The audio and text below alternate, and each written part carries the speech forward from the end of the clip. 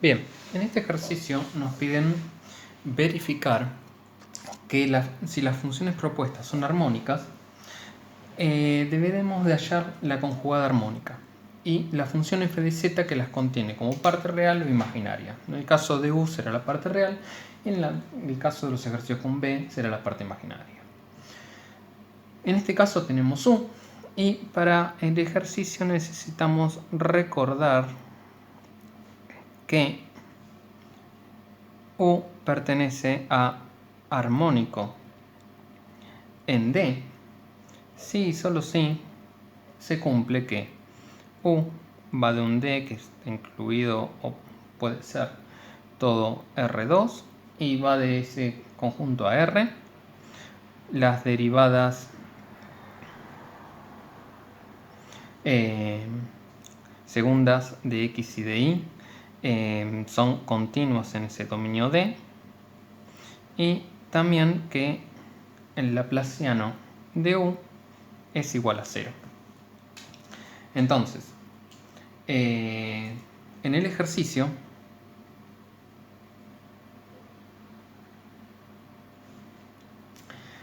tenemos que, resto un poquito más arriba, u de x, es decir, la primera derivada respecto de x, será 2 menos 3x cuadrado más 3y cuadrado. Y u' de y será 6xy.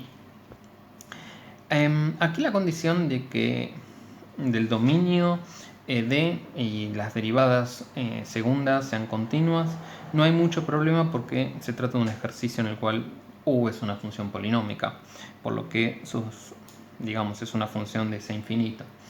Pero vamos a calcularlas de todas formas porque necesitamos verificar la última condición, que es que el laplaciano sea nulo. Entonces, las derivadas segundas respecto de x y respecto de y serán, por un lado, menos 6x y por el otro 6x. Entonces, como podemos verificar nuevamente, son continuas. Y de aquí llegamos a que el laplaciano de u es u' de xx más u' de y igual a 0. Entonces, u es armónica en D. Ahora bien, para el conjugado armónico,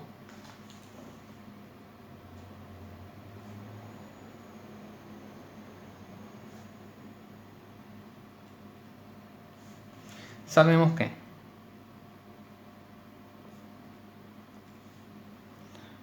u, b son conjugados armónicos en un dominio D si y solo si, por un lado, u y b son armónicas en D.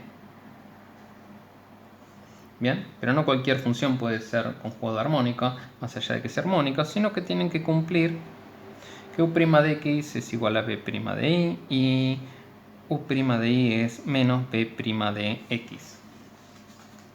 Bien, entonces, con eso en mente, podemos encontrar b usando la relación de que u' de x, que ya la habíamos calculado como 2 menos 3x cuadrado más 3y cuadrado, es igual a b' de y, de donde b, si integramos b' de y respecto de y, nos debería dar 2y menos 3x cuadrado por y, más y al cubo, más una función de x, la cual necesitamos encontrar. Para encontrar dicha función, derivamos b respecto de x y lo igualamos a menos u' de y. Entonces, b' de x me da menos 6xy por un lado y por el otro phi' de x. Esto, como dijimos antes, es menos u' de y, que ya lo habíamos calculado anteriormente, que me da menos 6xy, donde 6xy es u' de y. Y con este término se cancela, quedándome phi' de x igual a 0 o phi de x igual a una constante c. Dado que ya teníamos a b en función de phi de x, podemos encontrar b de xy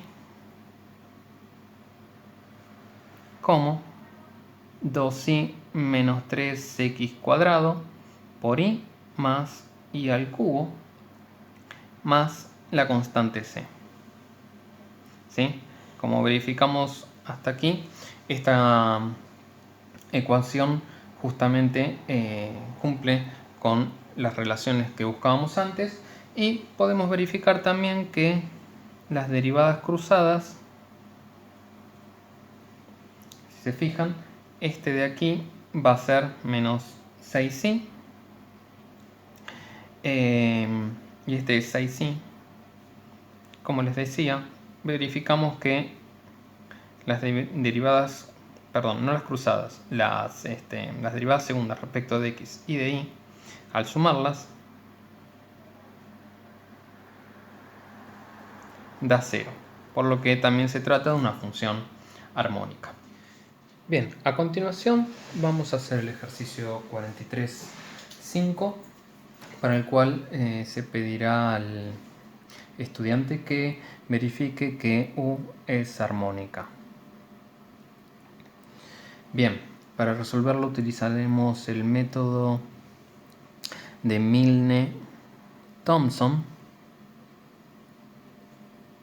el cual nos pide que, dado un conjunto D abierto y simplemente conexo,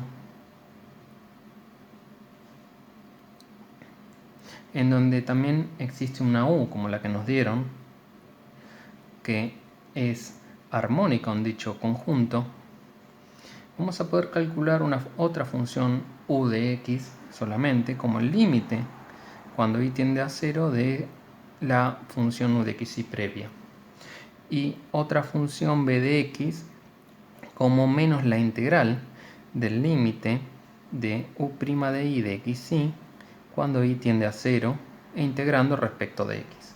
Con todo esto, este método nos permite construir una función u de z más i b de z mediante el reemplazo de x por z en estas dos funciones, y podemos afirmar de aquí que esta es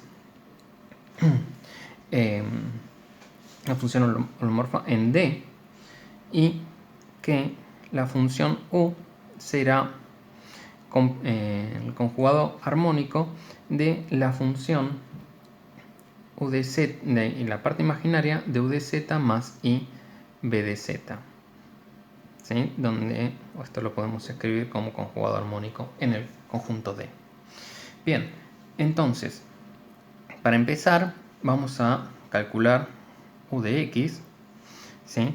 Como el límite de U de xy de la que nos dieron cuando y tiende a 0.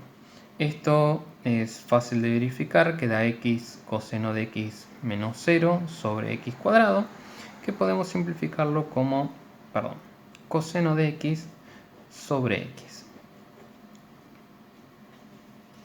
También, por otro lado, necesitamos calcular la p de x, que lo vamos a hacer derivando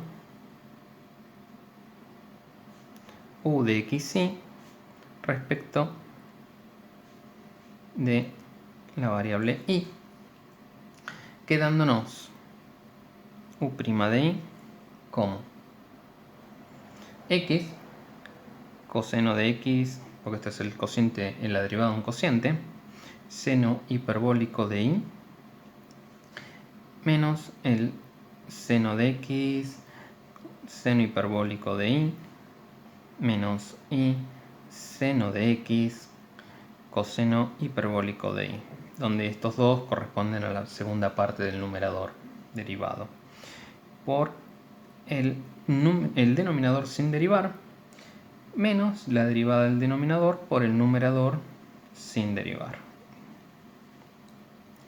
Esto es coseno hiperbólico de y menos y seno de x seno hiperbólico de y. Todo esto dividido x cuadrado más y cuadrado al cuadrado. Bien, entonces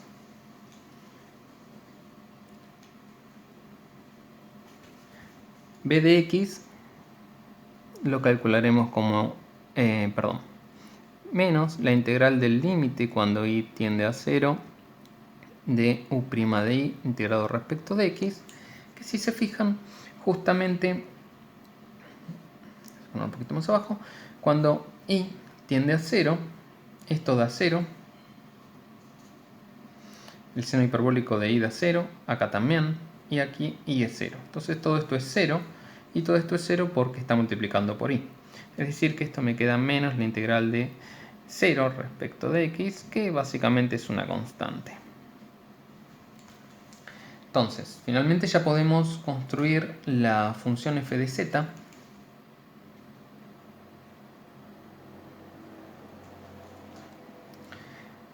dada como u de z más i b de z, que es coseno de z sobre z más i por c. Z es x más y por y. Entonces, lo que hacemos es separar esto en parte real e imaginaria, el coseno de z, como en previos ejercicios, porque lo necesitamos para encontrar el complemento, el conjugado armónico, perdón, de u. Entonces nos queda coseno de x, coseno hiperbólico de i, menos i por el seno de x, seno hiperbólico de i. Todo esto dividido x más y por y más c por i.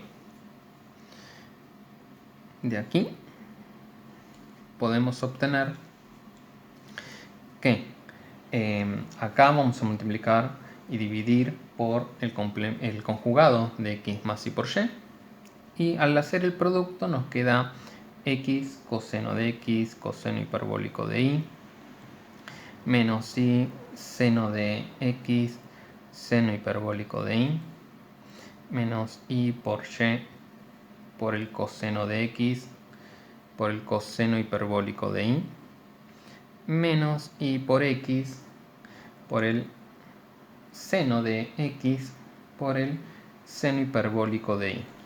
Todo esto dividido z, el módulo de z al cuadrado, o x cuadrado más y cuadrado más c por i.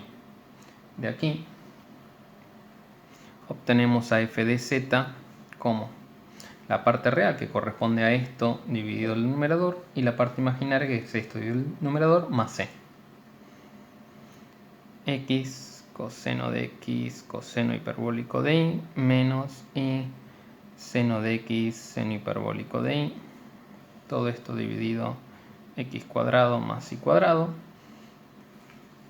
más i por menos, vamos a expresarlo así, coseno de x coseno hiperbólico de i más x seno de x seno hiperbólico de i dividido x cuadrado más y cuadrado más c por i, más c, perdón, de ahí no va, ya lo tenemos acá. Noten que esto de aquí es u de xy, la función original con la cual iniciamos el ejercicio, y esta parte de acá, incluyendo la c, será el complemento, el conjugado armónico de la función u, es decir, b de xy que estábamos buscando. Gracias. Un último comentario sobre este ejercicio es que no es necesario para el método de Milne-Thomson el verificar que u de xy es armónica. Es decir, se puede aplicar el método corriendo el riesgo de que no lo sea. No obstante, si se llega a una u de xy que es la misma que la del enunciado y además es la parte real de la función f de z, la cual va a ser holomorfa, entonces podemos afirmar que u de xy es armónica. También podemos afirmar que tanto la u de xy que tenemos como la b de xy que hallamos son conjugados armónicos.